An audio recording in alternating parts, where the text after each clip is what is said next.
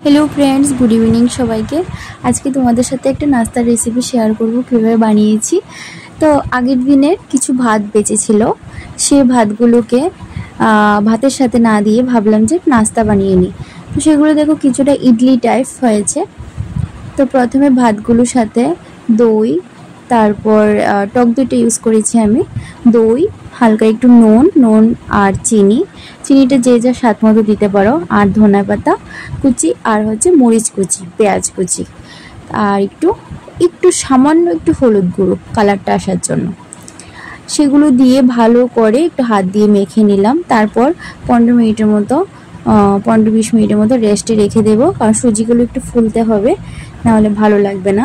তারপর দেখো এখানে একটা থালের মধ্যে তেল ব্রাশ করে সেই থালের মধ্যে এরকম করে ছোট ছোট করে একটা দোলের মতো করে তারপর এখানে দিয়ে দিলাম। আর জল গরম দিয়েছি, সেটার মধ্যে ভাপে বসাবো। তো তোমরা দেখতেই পেলে আমি ভাপে বসিয়ে দিয়েছি। তারপর দেখো কালারটা কি দুর্দান্ত এসেছে। তোমরা চাইলে এরকম করেও খেতে পারো, যারা তেল কম খাও। আর যারা মনে করো একটু স্পাইসি করে খাবে, তারা স্পাইসি করে আবার তারকাটা লাগিয়ে তারপর খেতে পারো। তা আমি তো তারকা দিয়েছি, একটু হালকা একটু তেল দিয়ে এখানে দিয়েছি হচ্ছে সর্ষে, আর দিয়েছি হচ্ছে 2-3টে শুকনো লঙ্কা, একটু মানে ইয়ে করে সেটাই তারকা দিয়েছি। এই যে এবার ইডলিগুলো ছেড়ে দেবো। ইডলি না অবশ্য, এটা মানে ইডলির মতো দেখতে, সেজন্য বলছি তোমাদের।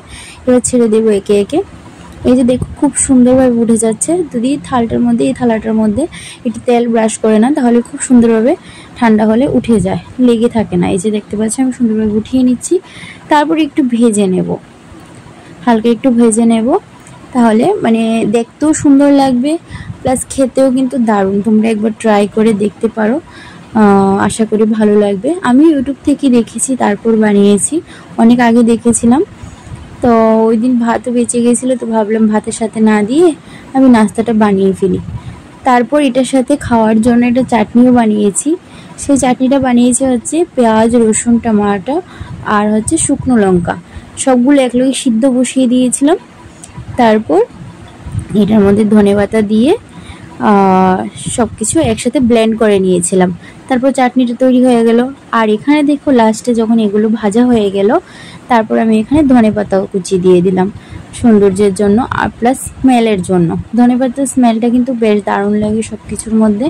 এই যে একটু ভালো করে একটু ভেজে নেবে, তাহলে খেতে কিন্তু বেশ দারুণ লাগে। আর নুনটা একটু কম দেবে, আর চিনিটা যে যা স্বাদ মতো দিবে, বেশি দিলে অবশ্য ভালো লাগবে না, একটু আন্দাজ মতো দেবে। আর সর্ষে ফোড়ন দেবে, সর্ষে ফোড়ন দিলে না পুরোটা মানে কি বলবো তোমাদের, যারা ইডলি খেয়েছে তারা জানো, ইডলির মতো টেস্ট আসে পুরোটা। এই যে আমার বানিয়ে নিলাম, কি বলবো, এটা কি নাম দেবো আমি সেটাই বুঝে পাচ্ছি না। তো সেটাই বানিয়ে নিলাম, এই যে দেখতে পাচ্ছ।